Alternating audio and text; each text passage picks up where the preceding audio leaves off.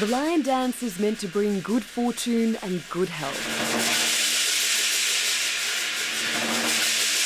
This particular style has been passed down in the Hung family for 13 generations. The Chinese martial arts is one of our very important traditions in China and even in Hong Kong. Each Sunday, these boys aged from 11 to 17 years old spend hours practicing the discipline. In a fast-moving environment here in Hong Kong, people used to keep moving very quickly, and they used to may not be sticks to one thing in very long time.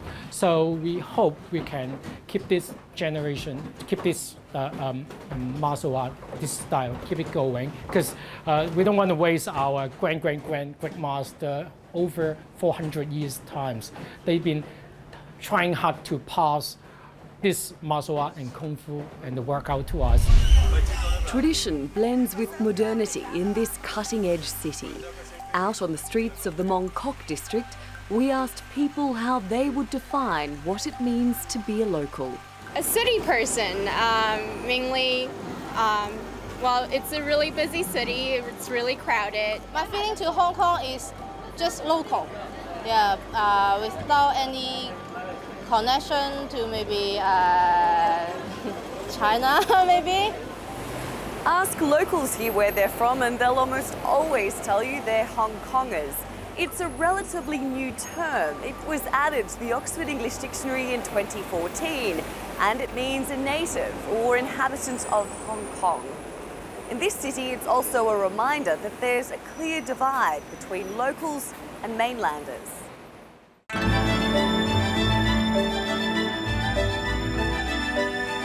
Eastern and Western values are a part of Hong Kong identity.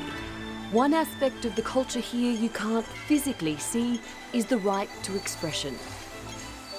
Cantonese pop stars Denise Ho and Anthony Wong were actively involved in the umbrella movement.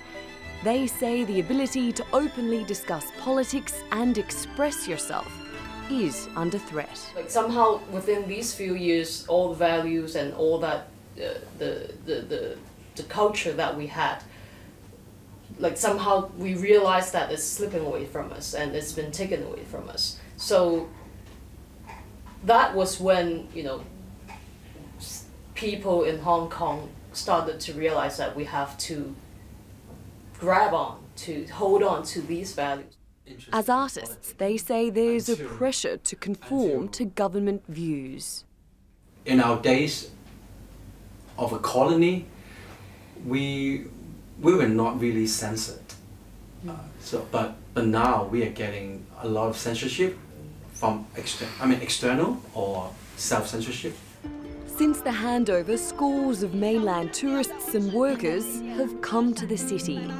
While rituals like dim sum, drinking tea and eating with the family are an essential part of the culture shared on both sides of the border, Beijing's push for more Chinese history and Mandarin education in schools has been labelled by some activists as the mainlandization of Hong Kong, and it's turned preserving Hong Kong culture into a political issue. I think the identity has not yet changed, but the government, especially the Chinese government, had long the attempt to intervene, and they try to convert people from a citizen with strong civic consciences to merely a patriotic nationals to the party state of China. This cultural clash is also having an effect on how people from the mainland are viewed. 25-year-old Yuan Chuan from Nanjing has been working here for 4 years. Actually, most of my Hong Kong friends, they have some very negative view about the mainland China. From the papers, the media, they just have very huge negative point of view of China. Adding yet another layer of complexity to what it means to be a Hong Konger. Natalie Pohonen, The Newsmakers, Hong Kong.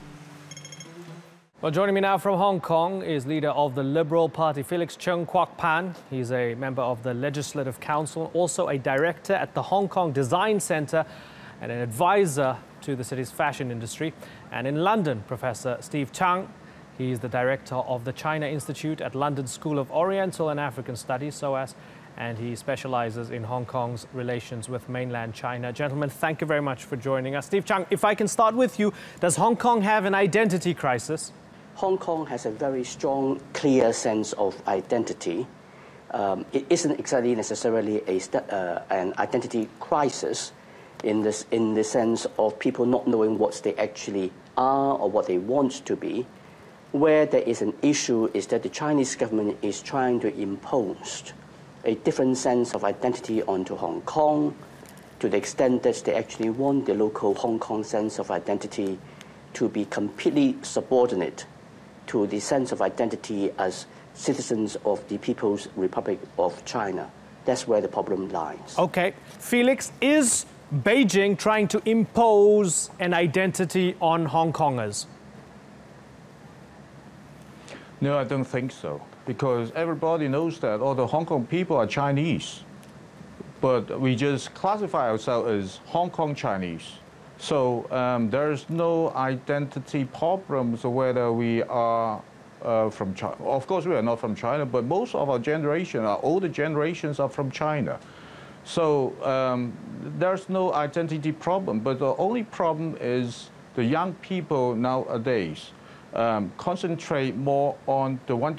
If you're talking about one country, two system, we focus more on the two systems rather than one country. But now China wants us to recognize one country is the priority.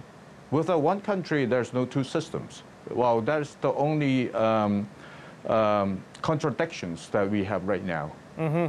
Do you think, Felix, that China can tolerate, with one country, two systems, Beijing can tolerate an independent, confident Hong Kong identity? I don't think so. I mean, China give us a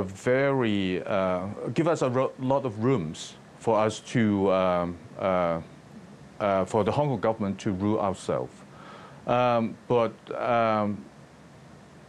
in the last few years, a small percentage of the Hong Kong people are looking for what they call independence, but which is most of the Hong Kong people do not agree with that. And we totally think that we are all Chinese, we belong to China. Mm-hmm. So, of course, China is not happy with those people who's talking about independence. So they have certain criteria, want the Hong Kong government to do a lot more educations or national educations to tell the people how important China is. Okay, Felix, there's a poll every year, right, by University of Hong Kong. June 2016, a poll found 31% of people in Hong Kong said they 31% of people said they felt proud to be Chinese nationals. That tells you 69% of people didn't feel proud to be Chinese nationals. Tell me what's behind that, Felix. No. The analysis can be like this. There is another post by another university, another universities. So whether Hong Kong people still support the one country, two systems. 70% of the Hong Kong people still support one country, two systems. And 17% of the people, young people especially, they want independent. And also, another 13% of the people want one country, one systems. Right. So, I mean, if you just saying that 31% of the people enjoy to be Chinese, but you cannot say that the other 67% will not say no. But the reason, there is a recent research, a recent poll saying that those 70% of the young people who want Hong Kong independent has been dropped. Okay. And now it's about 11%. Okay. So I mean, the poll's been changing all the time. Okay, so Steve, I gave Felix a few stats. He has an interpretation of them. He still believes that one country, two systems with an overall Chinese identity is the way to go. Tell me why you disagree, Steve.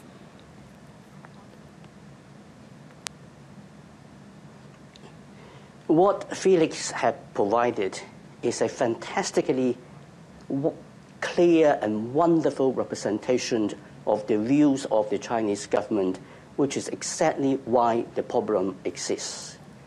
People feel what they feel.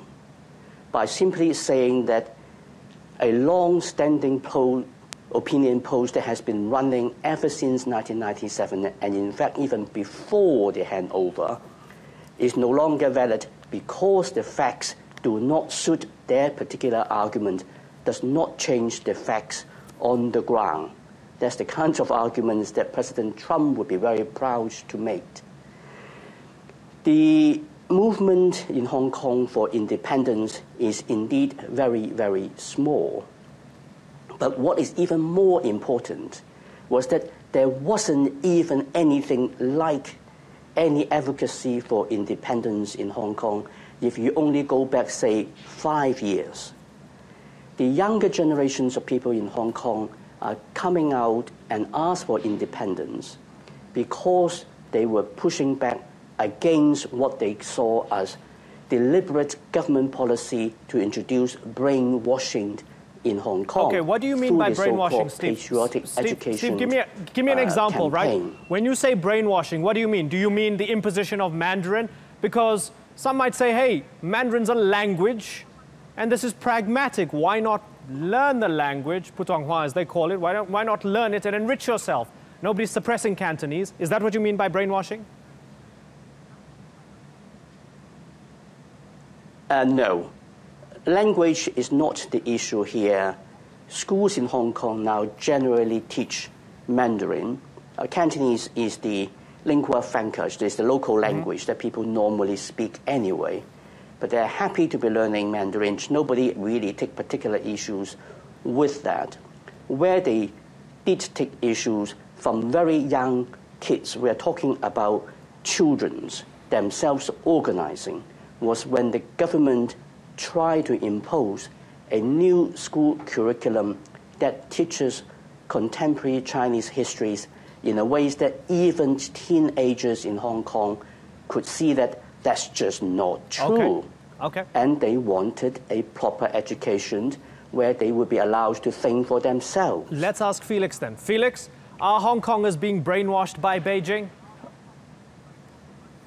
Of course, no. I mean, I totally disagree with that statement. I mean, what happening was about 5 years ago when the new government, at that time, the new government wanted to introduce the national history on the curriculum on the secondary school. But I mean, there was some argument on the content of it. I mean, but the content can be discussable. Hong Kong is a very liberal city, so national history was not put in the syllabus of the secondary school. So the Hong Kong government just want to put it back.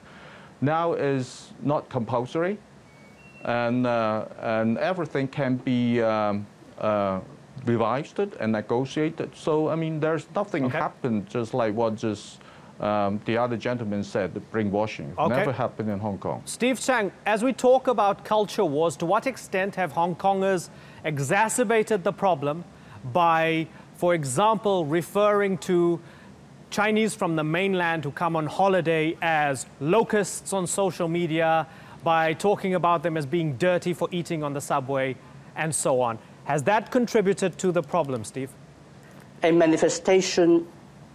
That is a manifestation of the problem more than the original source of the problem.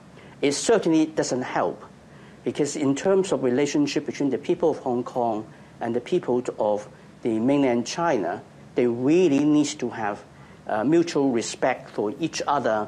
There are completely different ways of life and different ways of doing things. Hong Kong, in many ways, have embraced core values that they have inherited from the time when Hong Kong was a British territory. The rights of individuals, freedom, rule of law, and respect for each other, and that includes certain behavior. And when you have sometimes some Chinese visitors, not by any means all Chinese visitors, but a small number of Chinese visitors who go to Hong Kong and they simply behave the way they normally behave in China, they sometimes cause very serious problems with the local people, because the local people will see that as being extremely rude and not well-educated behavior. Now, that sort of things are problems, but that is not the kind of problems that really is driving the rise of a very strong sense of identity, which underpins a small number of young people who ask for independence. In a place where everybody knows independence is not an option. The young people asking for independence knows that that's not going to happen. But they are very, very angry with the way how the Chinese government and people who are speaking on behalf of the Chinese government simply ignore what they think and how they feel and impose something on them and simply tell them that if you don't think the way that we think, you should think. Okay. There's some problems with you. Okay, so Felix, isn't that reasonable? They don't want independence. All they want is to be respected as Hong Kongers with a separate identity. Still one country, two systems. They just want Beijing to listen a bit more. Isn't that reasonable? You know, all the young people always have what they required, or they are very ideal on certain things. This is reasonable, but it's the way that they present, I think, has the problems. They can, of course, express their view, but I mean, whether this is the right way to express the will, a lot of the Hong Kong people think that is not the correct way. Everybody in Hong Kong understand that there's no way that Hong Kong can be independent, so they can request the government to do a lot more. I mean, the government can be have rooms to improve. They can, through the Hong Kong government, to talk to the central government to express the view, but to express the way saying independent, I don't think is the correct way. Unfortunately, I've got to wrap. Gentlemen, I thank you very much. Thanks so much for joining us.